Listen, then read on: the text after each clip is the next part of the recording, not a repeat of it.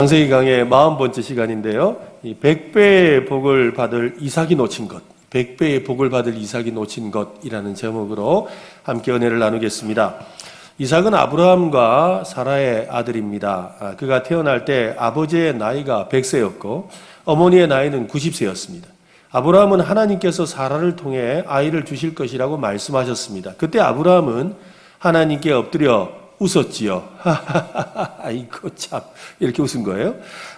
창세기 17장 17절에 보면 아브라함이 엎드려 웃으며 마음속으로 이르되 100세 된 사람이 어찌 자식을 낳을까? 사라는 90세니 어찌 출산하리요? 하고 하나님은 아들을 낳을 것을 약속하시며 이름을 이삭이라고 정해주셨죠. 여러분 이삭이 무슨 뜻입니까? 그렇죠. 웃음입니다.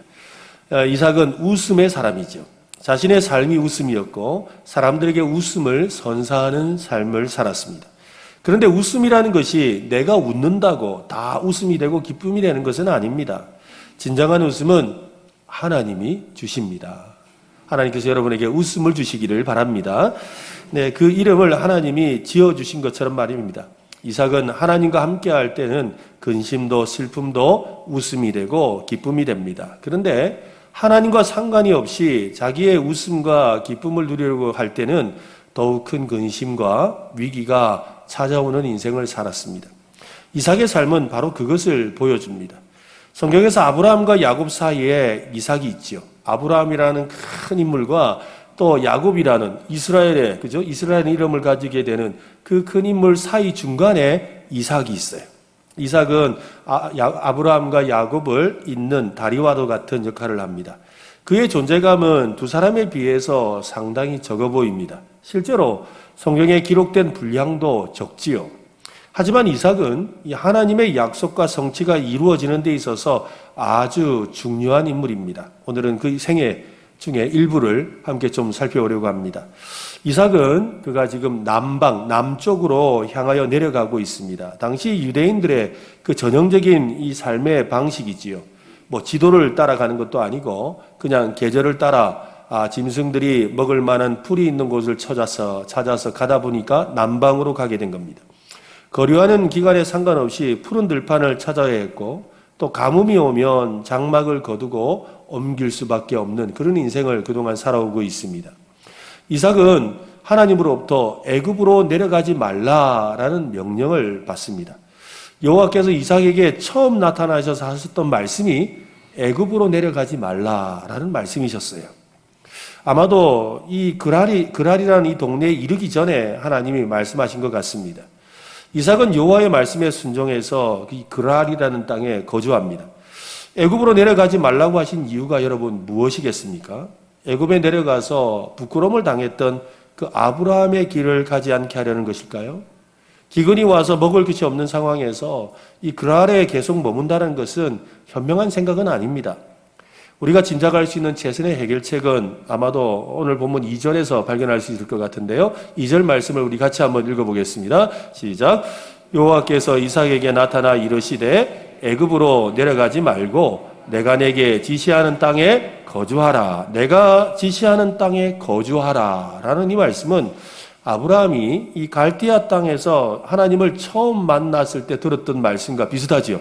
그래서 내가 너에게 지시할 땅으로 가라. 라고 아브라함에게 하셨던 말씀과 아주 닮아 있습니다. 아브라함은 그때 갈 바를 알지 못하고 갈대아 땅에서 나왔습니다. 어디로 가고 어디에 머물러야 하는지는 여호와께서 알려주셔야 될 문제라는 겁니다. 세상이 아무리 어렵고 난감해도 여러분 보이는 대로 들리는 대로 행동하셔서는 안 됩니다. 우리도 그런 거예요. 그냥 뭐 별 생각 없이 아이고 뭐 오늘 어떻게 살까? 아이고 뭐 오늘 뭐 누가 연락 오면 만나고 뭐 아니면 쉬고 또 심심하면 가서 뭐 하고 밥 먹고 뭐 또 정할 일 없으면 뭐 풀이나 베지 뭐 그렇게 살아서는 안 된다는 거죠. 오직 하나님의 약속에 대한 믿음으로 우리는 살아야 됩니다. 한번 따라할까요? 하나님의 약속을 따라 살자. 예, 한번 옆 사람에게 말씀하세요. 하나님의 약속을 따라 사세요. 네, 하나님의 약속을 따라 우리는 살아야 하는 것입니다. 이삭에게도 이 진리를 하나님은 알려주고 계시는 거지요. 앞으로 이삭이 어떤 인생을 살아야 하는지 교정하는 중요한 말씀입니다. 하나님의 길을 걸어갈 것인가? 사람의 길을 따를 것인가? 그는 그 순종의 갈림길에 서 있습니다. 그의 아버지 아브라함처럼 믿음을 선택해야 하지요. 여러분, 믿음의 선택이 바로 순종입니다. 믿음의 선택이 바로 순종이라고요. 순종을 굉장히 어렵다고 생각하는데 순종은 믿음으로 선택하는 겁니다. 한번 해볼까요? 순종은 믿음으로 선택하는 것이다. 네, 믿음으로 선택하는 게 순종이에요. 우리는 자주 이런 말을 하잖아요. 친구들 사이에서 야, 내 말만 믿고 좀 따라 해봐라. 그래, 내 말만 믿고 좀 따라 해봐라. 야, 내 말 믿지 해봐라. 이런다 뭐예요. 그런데 친구가 뭐래요? 그 친구를 평소에 신뢰하면 뭐래요? 그래, 네 말 믿는다. 네, 그래, 네 믿는다 하면서 따라해요. 근데 별로 이렇게 신뢰가 안 가는 친구가 야, 이번에 이거 내 말 믿고 따라 해봐라. 그럼 뭐래요? 내가 니를 어째 믿노? 그죠? 내가 니를 어째 믿노? 그 말이 처음 나오는 거예요. 그러니까 그 말을 따르냐 따르지 않느냐가 중요한 게 아니고 내가 니를 어째 믿노? 내가 다른 사람을 믿더라도 니는 안 믿는다. 이러면서 안 하는 거죠. 그러니까 따른다라는 것, 순종한다는 것, 믿음이 없이는 불가능한 거죠. 그러니까 믿음은 바로 순종으로 하는 거예요. 믿음의 결과가 순종이죠. 순종은 믿음의 선택이라는 것입니다. 순종은 믿음이 없이는 안 됩니다. 매 순간 믿음의 선택을 하는 것이 바로 순종의 삶이지요. 순종은 믿음으로 하나님을 선택하는 겁니다. 왜냐하면 하나님은 믿을 수 있는 분이십니다. 하나님의 복을 구하기 전에 그러므로 우리는 믿음부터 구해야 하는 것이지요. 믿음이 없이는 어떠한 약속도 복도 성취할 수 없습니다. 하나님을 신뢰하며 순종하는 참된 믿음을 가져야 합니다. 내가 내게 지시하는 땅에 거주하라는 말씀은 이삭의 믿음과 순종을 테스트, 즉 시험하는 말씀이지요. 하나님이 지시하는 것만을 따를 수 있느냐라는 것입니다. 기근이 찾아오고 당장에 먹을 것이 사라져가고 사람들은 더 좋은 곳으로 떠나고 있습니다. 막 이 사람 저 사람 막 떠나는 거예요. 야, 이제 나는 저기 할란다 이러면서 여기가 좋다더라 하고 막 떠나는 거예요. 가족들도 막 독려하죠. 아유, 아버지 안 갑니까? 이러면서 우리도 가야 돼요. 이러면서 아니 남들 다 갔어요. 우리만 남았어요. 어떡하려고 그러세요? 이러는 거죠. 그렇게 독려하는 상황에서 끝까지 하나님만 붙들고 믿음을 지킬 수 있느냐를 묻고 있는 거죠. 우리도 그런 시험 앞에서 늘 흔들리고 갈등하고 있습니다. 선택에 대한 중압감에 밀려서 때로는 눈을 감기도 하고 도망치기도 합니다. 선택해야 하는 것은 여러분 이 길이냐 저 길이냐가 아닙니다. 이 말씀이냐 저 말씀이냐도 아닙니다. 하나님의 말씀에 믿음으로 순종할 것인가 아니면 거부할 것인가. 바로 이거밖에 없어요. 이 길이냐 저 길이냐가 아니에요. 이 방법이냐 저 방법이냐가 아니에요. 순종하느냐 거부하느냐 이 문제라는 것이죠. 상당히 많은 선택 앞에서 우리가 혼란스러워 보이지만 여러분 앞에 있는 지금 막 골치 아픈 문제들 있잖아요. 있죠. 막 골치 아프고 막 신경 쓰이고 어떤 때는 잠은 안 오고 막 이거 이러면서 복잡한 문제 간단합니다, 여러분. 순종하느냐 거부하느냐의 문제예요. 굉장히 단순해요. 순종하느냐 거부하느냐 문제. 순종과 불순종 중에 선택하는 것입니다. 여러분 이삭에게 주어진 약속의 말씀을 한번 보십시오. 3절 말씀인데요. 같이 한번 읽어보겠습니다. 이 땅에 거류하면 내가 너와 함께 있어 내게 복을 주고 내가 이 모든 땅을 너와 내 자손에게 주리라. 내가 내 아버지 아브라함에게 맹세한 것을 이루어 이 땅에 거류하면 이 말씀은 나그네로 머물러라 라는 말이지요. 성경에 나오는 나그네, 거류하는 자는요, 이 사회적이거나 법률적인 용어가 아닙니다. 그저 가령 우리로 치면 그죠? 외국인 근로자들이 우리나라에 와서 이렇게 살게 되면 그저 임시 거주를 하잖아요. 그리고 영주권이 아직 없어요, 이분들은. 그런 것처럼 임시 체류하는 뭐 이런 의미가 있잖아요. 그처럼 이런 사회적인 법률 용어가 아니라는 거예요. 하나님과의 관계를 염두에 둔 종교적인 언어입니다. 나그네로 거류한다는 것은 그들 가운데 살아가지만 구별된 삶을 산다는 겁니다. 그들처럼 말하지만 그들과 다른 무엇이 있는 삶을 살아가는 겁니다. 그들처럼 옷을 입고 그들처럼 먹지만 그들과 다른 것을 보여주는 삶을 사는 것이지요. 그것이 하나님이 원하시는 나그네의 삶이고 이 땅에 거류하는 하나님의 사람의 모습입니다. 이삭은 지금 밟고 있는 약속의 땅에 거류해야 합니다. 이삭이 나그네로 지내야 하는 이유는 그렇게 해야만 유산, 즉 하나님으로부터 복을 받을 수 있기 때문이지요. 나그네는 짐이 가볍습니다. 언제라도 떠날 수 있기 때문이죠. 그런데 정주하는 사람, 거주하는 사람은 온갖 쌓아둔 짐 때문에 이사할 생각은 엄두도 못 내죠. 우리도 그렇잖아요. 한 집에 한 20년, 30년 이렇게 살아보다 보면 세월의 짐이 얼마나 가득합니까? 쓰지도 않는 그 창고에 쌓아놓은 그 세월의 짐들, 나 언젠가 쓸 거다. 심지어는 뭐 별 이야기 다 하잖아요. 저희 어머니도 자꾸 한 번씩 어머니가 생각나는데, 저희 어머니도 이불장에 이불을 갖다가 이렇게 꽉 쌓아놨어요. 이 어머니 이거 뭔데요? 그러니까 결혼하면 니 주려고. 누가 그 이불 덮어요? 그 옛날 솜이불을 누가 덮냐고요? 다락에 그릇이 그렇게 막 유리잔이, 참 유리잔이 그 가락에 평소에 쓰면 될 텐데 다락 그 구석에다가 넣어 놓으셨더라고요. 그래가지고 아니 이거 안 씁니까? 그러니까 결혼하면 너 며느리 줄 거다. 우리 며느리 안 써요. 그런데 그걸 쌓아놓고 그러잖아요. 그래놓고 나중에 어디 이사 가자 그런 거죠. 이 짐이 다 안 들어가가 못 간다는 거예요. 이 짐을 다 넣을 데가 없어서 이사를 못 간다는 거죠. 그렇게 우리가 살고 있잖아요. 의지하고 포기하지 못하는 것이 너무 많아요. 포기하지 못하고 쌓아둔 그것들이 주는 그 안전을 우리는 더 신뢰하기 때문이죠. 이삭은 하나님의 약속만 믿고 기다리며 견뎌야 합니다. 현실의 고난이나 어려움이나 기다림의 긴장이 힘들더라도 하나님의 약속을 믿고 견디면 복을 받습니다. 이삭은 하나님의 약속을 믿고 순종했습니다. 하나님은 순종하는 이삭을 잊지 않고 복을 주셨지요. 12절, 13절 너무 좋은 말씀이니까 또 읽겠습니다. 같이 시작. 이삭이 그 땅에서 농사하여 그의 100배나 얻었고 여호와께서 복을 주심으로 그 사람이 장대하고 왕성하여 마침내 거부가 되어 오늘 이 복을 받으시기를 바랍니다.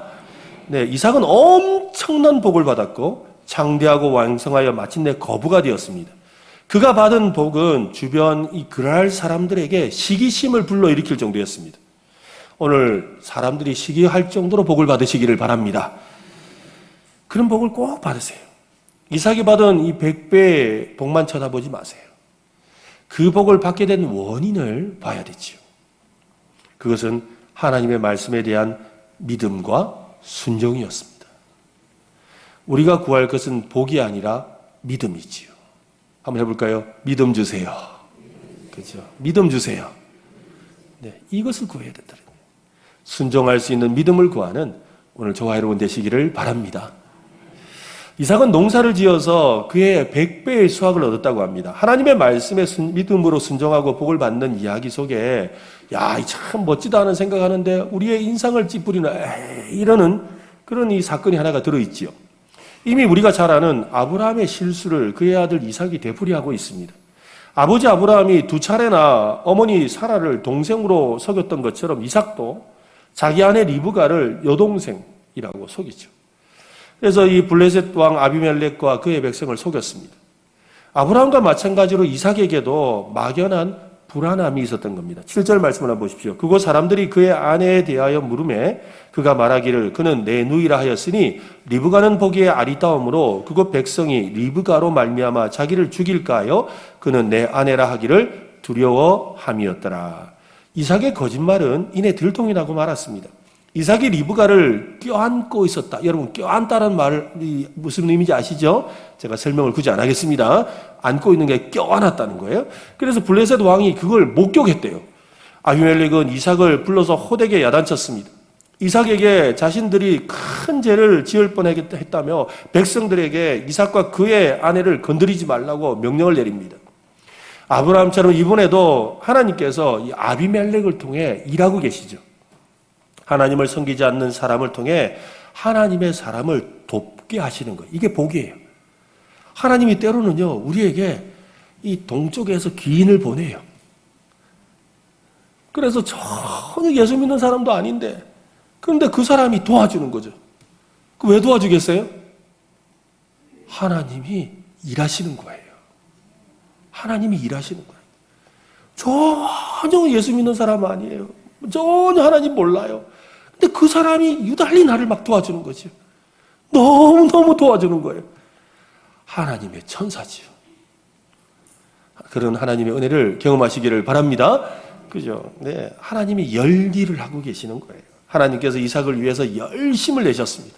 아비멜렉의 마음을 움직여서 그랄 땅에서 쫓겨나지 않고 안전하게 머물 수 있게 하신 겁니다.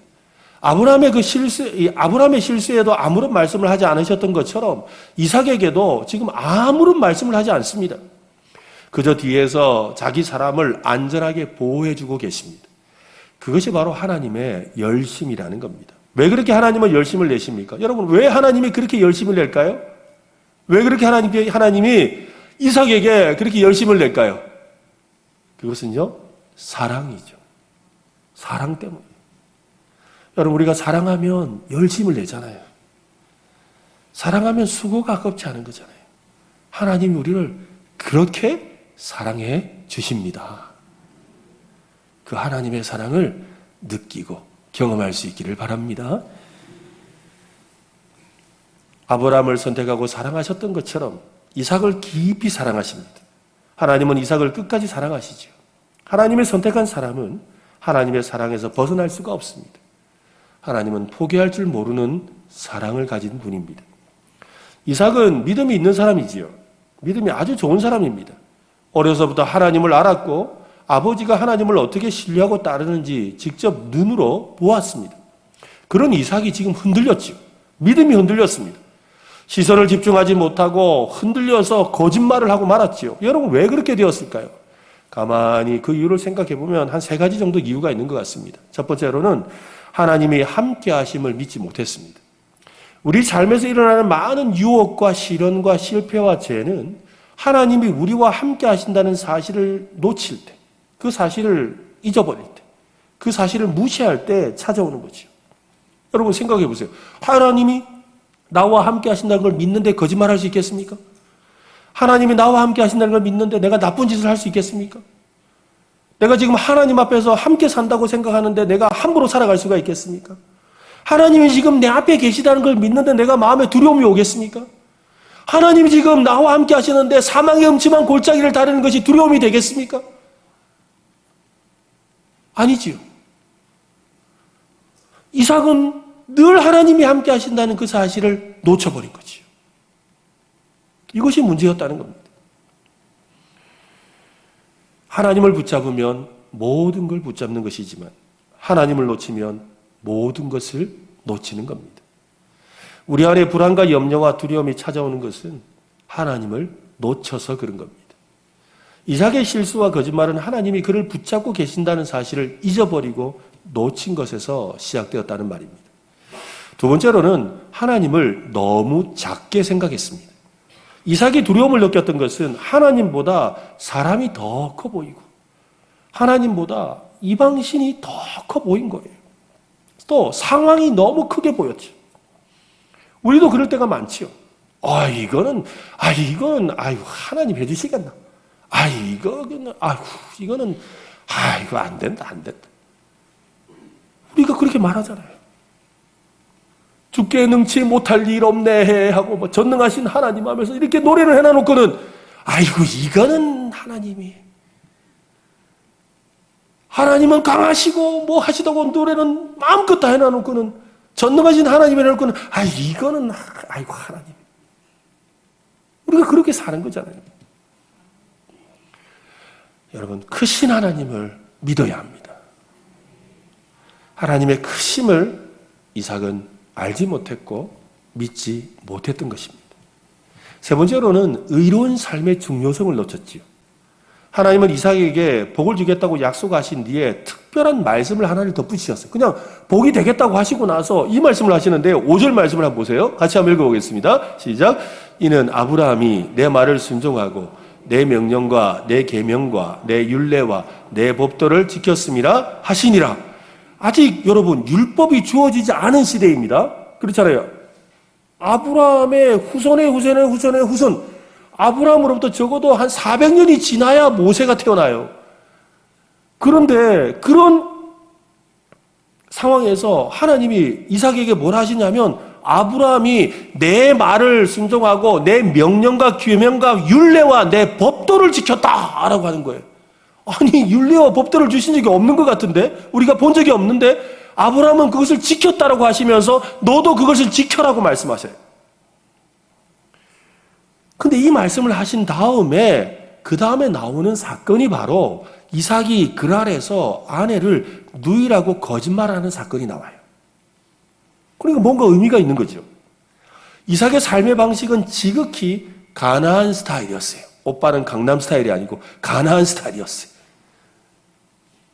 여러분, 가나안 스타일이 뭐예요? 세상의 방식이라는 거예요.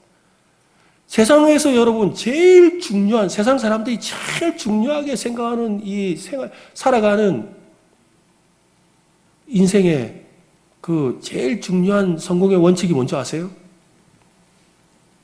들키지 마라. 들키지 말아요. 감옥에 가 있는 사람들이 자기가 가서 무슨 생각하는 줄 아세요? 에이, 재수없게 들켰다는 거예요. 재수없게 들켰다는 거예요.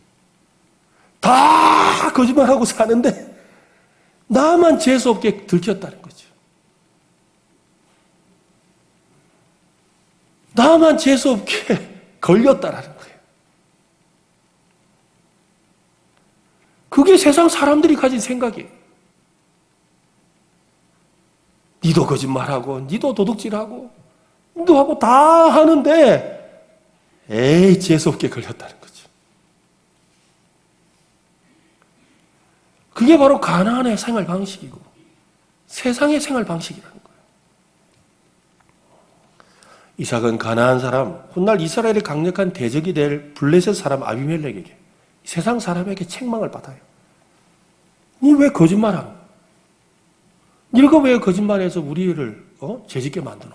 하고 오히려 세상 사람들에게 책망을 받지요. 지난 주간에 우리 함께 공부하는 목사님들과 토론을 하다가 한 목사님이 이렇게 말씀하시더라고요.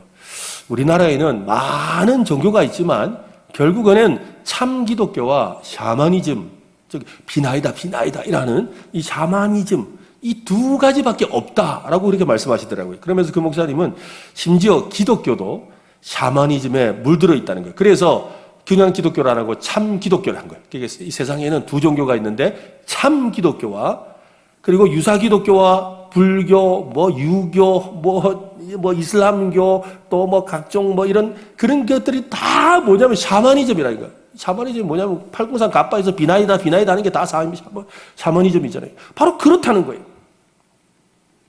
왜 그렇게 말을 하느냐 하면 복에 대한 강조만 있고 신앙 윤리에 대한 강조가 사라졌기 때문이에요. 여러분, 샤머니즘은 윤리에 대해서 말하지 않습니다. 설사 윤리에 대해서 말하는 경우가 있는데 그것은 복을 받기 위한 조건이죠.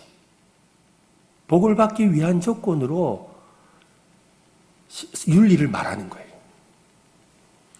우리 기독교도 하나님께서 주시는 복을 말합니다. 이삭처럼 100배의 복을 받으라고 오늘도 제가 여러분에게 강단에서 외치고 또 여러분은 좋아서 아멘 합니다. 그거 나쁜 거 아니에요. 나쁜 거라고 이야기하는 거 아니에요. 그런데 하나님은 없고 복만 있다면 잘못된 거잖아요. 그렇지 않습니까? 하나님을 그냥 복을 위한 수단으로 본다면 잘못된 거예요. 하나님이 기뻐하시는 삶은 없고 복을 받기 위한 삶만 있어서는 안 되는 거지요. 우리가 의롭고 선하게 살아야 되는 이유는 복을 받기 위한 것이 아닙니다, 여러분. 잘 기억하십시오. 내가 지금 선하게 살고 의롭게 살고 하나님이 기뻐하시는 삶을 살고 교회 와서 이렇게 봉사하는 이유는 복을 받기 위한 것이 아니에요. 아니 그러면 목사님 뭡니까? 한번 따라합시다. 나는 이미 복을 받았다. 복을 받은 사람이에요, 우리는. 복을 받을 사람이 아니라 예수 그리스도를 믿음으로 말미암아 하나님의 자녀가 되어서 복을 받은 사람입니다. 그러니까 우리 안에 있는 복을 그대로 쓰는 거예요.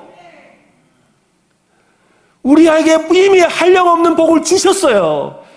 그 복을 우리가 꺼내어서 쓰는 거예요. 어떻게? 믿음으로, 순종함으로 복을 쓰는 거예요. 이것을 여러분 믿으시기를 바랍니다.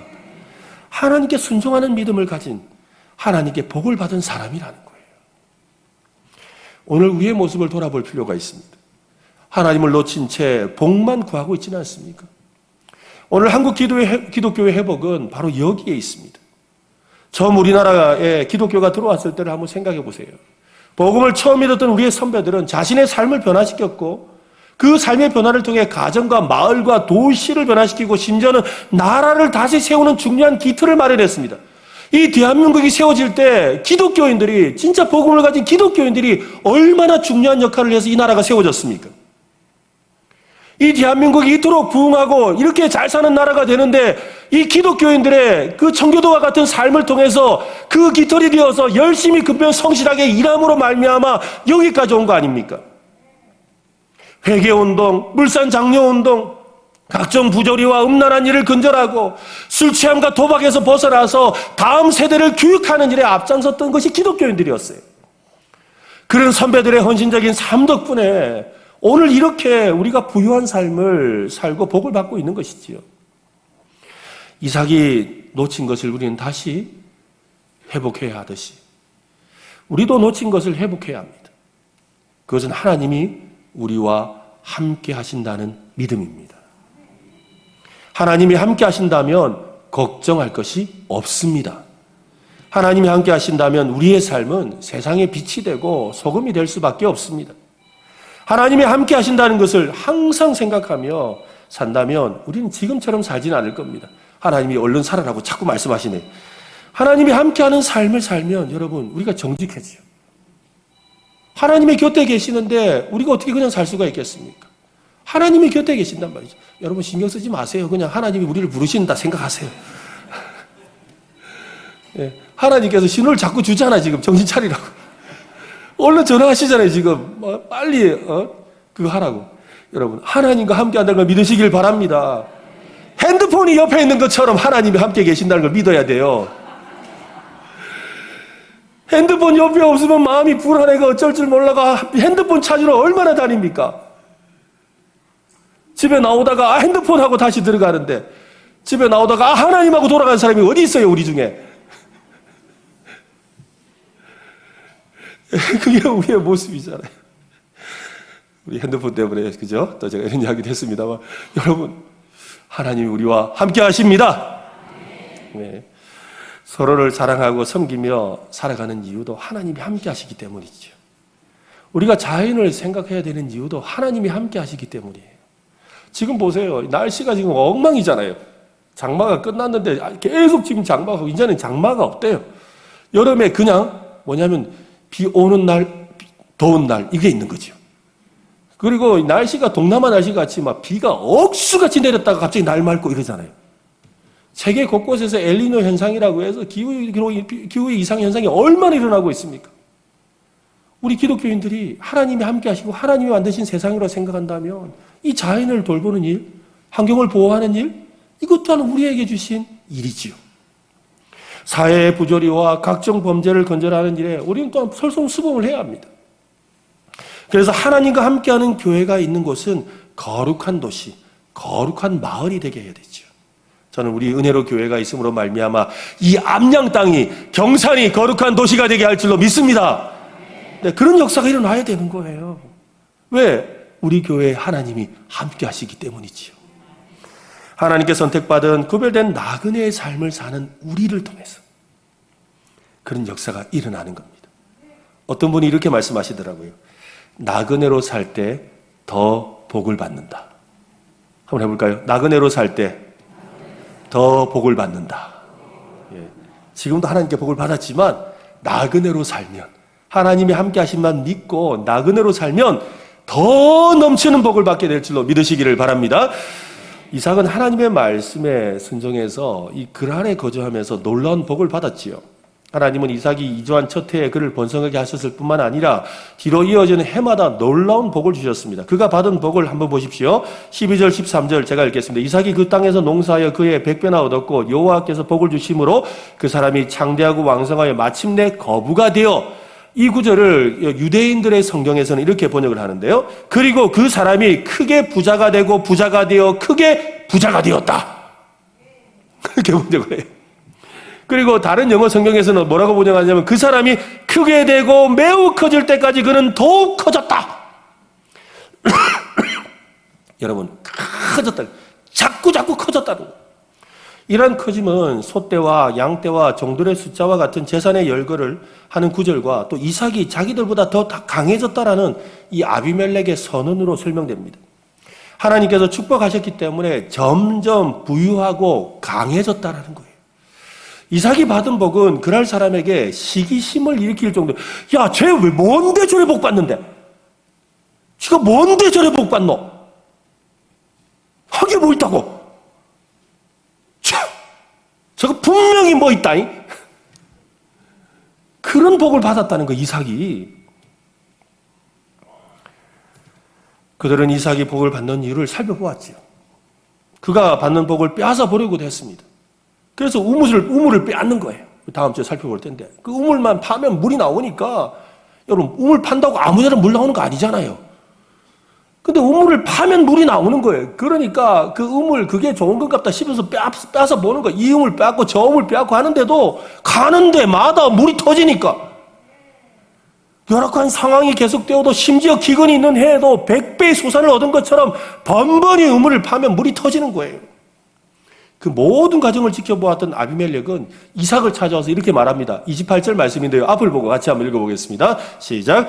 그들이 이르되 여호와께서 너와 함께 계심을 우리가 분명히 보았으므로 우리의 사이 곧 우리와 너 사이에 맹세하여 너와 계약을 맺으리라 말하였노라. 여호와께서 너와 어떻게 해요? 함께 계심을 우리가 분명히 보았다. 여러분, 하나님 보신 적 있으세요? 하나님 보셨어요? 그런데 이 이방 사람 아비멜렉은 하나님을 봤대요. 하나님을 봤대요. 누구도 빛이신 하나님을 볼 수 없지요. 특히나 이방인이었던 아비멜렉은 하나님 절대로 못 봅니다. 그런 그가 하나님을 보았다고 말하지요. 어떻게 하나님을 보았다는 말일까요? 어떻게 하나님을 보았다는 말일까요? 그런데요, 세상 사람들이 영안이 밝아요. 우리도 지금 이렇게 교회 예배당 증축을 하잖아요. 이거 다 끝나면요, 이 암양에 있는 사람들, 이 부족 동네에 사는 사람들이 그래요. 야, 저 은혜로 교회, 저 교회 지금 요새 하나님이 크게 일한대 하고 말해요. 아멘? 진짜예요, 여러분. 모르겠는데 저 은혜로 교회, 저 교회가 지금 보니까 하나님이 계신대. 그래 말한다고요. 사람들이 영안이 밝다니까요. 얼마 전에 우리 매일 성경으로 큐티를 하는데 디도서 말씀을 이렇게 묵상하게 되었지요. 그 말씀에 이런 내용이 있었습니다. 이는 하나님의 말씀이 비방을 받지 않게 하려 함이라. 이는 범사에 우리 구주 하나님의 교훈을 빛나게 하려 함이라 라는 그 말씀을 읽는데, 이 말씀을 읽다가 아, 그렇구나, 맞다. 우리의 참된 신실함과 선한 행실을 통해서 하나님의 말씀이 빛이 나는구나. 하나님은 말씀이잖아요. 그 말씀대로 우리가 사는 삶을 통해서 어떻게 돼요? 하나님이 나타나는 거예요. 그걸 아비멜렉이 보았다는 말이잖아요. 우리가 어떤 삶을 사느냐에 따라 하나님과 그분의 말씀이 비방을 받기도 하고 빛나기도 하지요. 가끔 사람들이 교회와 성도들을 향해서 성경에 있는 말씀을 가지고 왜 그렇게 살지 못하냐고 비난할 때가 있습니다. 그렇게 사는 것이 이웃을 내 몸과 같이 사랑하는 것이냐? 이 성경에서 그러대? 이러면서 말하잖아요. 예수님이 십자가 진 것처럼 니는 십자가 안 지나? 이런단 말이에요. 니는 어디 성경을 어떻게 알았는지 말과 혀로만 사랑하네? 그렇다고요. 예수 믿는 사람은 빛이라 했는데 니는 거짓말쟁이다. 순거짓말쟁이다. 공의와 정의를 위한 삶이 어딘도 니는 부정과 비리에 제일 앞장서네. 그런 비난을 통해서 여러분 누가 욕을 먹습니까? 누가 욕을 먹지요? 하나님이 욕을 먹고 있어요. 십자가에 피 흘리신 예수님이 욕을 먹고 있는 거예요. 물론 세상에서 우리가 비방만 받는 것은 아니지요. 많은 성도는 하나님의 말씀대로 살고 오늘 이 자리에 오신 여러분들처럼 예수님의 모범을 따라 살아가는 것으로 인해서 세상에서 인정과 칭찬을 받기도 합니다. 오른손이 하는 일을 왼손이 모르듯 최선을 다하는 삶을 살고 있습니다. 정직하고 성실한 모습으로 자신의 그 자리에서 최선을 다하는 모습에서 어떤 분이 그러잖아요. 혹시 교회 다닙니까? 그런 이야기 안 들어보셨어요? 뭐 그냥 이렇게 물건 사러 갔는데, 아니면 그냥 이렇게 뭐 고치러 갔는데 앉아 있다가 혹시 교회 다니지요? 그런 말을 들어야 되죠. 근데 저는 여기에서 끝나지 않고 이런 말을 들었으면 좋겠어. 혹시 은혜로 교회 다니지요? 웃지 말고 아멘 좀 하세요. 그죠? 혹시 은혜로 교회 다닙니까? 왜 이 말을 들어야 되지 않겠습니까? 아, 왜요? 그러면 아니, 은혜로 교회 사람들은 다르더라고요. 그래가지고요, 내가요, 어떤 사람이 교회를 가고 싶다 하대요. 그러니까 내가, 야, 다른 교회 가면 안 된다. 은혜로 교회 가라. 하면 좀 하시라니까. 그죠? 그런 말을 들어야 되지 않겠습니까? 세상 사람들이 안다고요.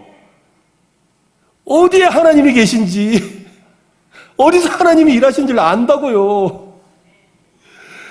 우리가 살아가는 삶, 말씀대로, 믿음대로 순종하고 하나님께 복을 받은 자로 살아가는 우리의 모습을 그들이 알아요. 앞으로 이런 소문이 날 줄로 믿습니다. 우리는 말 안 했는데, 아니, 이러면서 갑자기 뭐 경산 맘카페에 갑자기 글 올라오면서 교회 가려면 은혜로 교회로만 가세요. 이렇게 올라오고. 그죠? 뭐, 동네 슈퍼에 갔는데 슈퍼에서 어떤 분이, 아무래도 당신 그 교회를 좀 다녀야 될 것 같은데, 나는 교회를 안 다니는데 당신 좀 가야 되겠다. 은혜로 교회 가라. 그런 역사가 일어나야 되지 않겠습니까? 이미 일어나고 있는 줄로 믿습니다. 여러분, 어떻게 해서 일어납니까? 어떻게 해서 그런 일이 일어나지요? 내가 복의 사람으로 살기 때문에. 그죠? 내가 믿음의 순종을 하며 살기 때문에 그 역사가 일어나는 것이죠. 성도의 삶이 곧 하나님의 말씀이고 성도의 삶이 바로 빛이고 소금이라는 겁니다. 로마서 12장 3절은 말씀합니다. 내게 주신 은혜로 말미암아 너희 각 사람에게 말하노니 마땅히 생각할 그 이상의 생각을 품지 말고 오직 하나님께서 각 사람에게 나누어 주신 믿음의 분량대로 지혜롭게 생각하라. 믿음의 우리의 분량은 다 다릅니다. 내가 생각하는 믿음의 분량이 아니라 하나님이 생각하시고 나누어주신 믿음의 분량이 있지요. 그 믿음의 분량에 맞게 자신의 삶을 돌아보고 내 믿음이 얼마나 되는지 냉철하게 살펴본 다음에 그 믿음의 분량에 맞게 정직하게 자신을 살피고 그 분량에 맞게 최선을 다해 살면 여러분의 삶에 하나님이 나타나고 하나님이 함께 하시고 하나님의 복을 받습니다. 그래서 여러분, 아비멜렉에 인정받았던 이삭처럼 우리도 세상에서 우리 하나님이 함께 하시는 것을 인정받고 우리 교회가 인정받고 그로 말미암아 이 땅이 변화되고 하나님의 복을 나눠주는 복의 통로가 되는 역사가 일어날 수 있기를 예수님의 이름으로 축원합니다.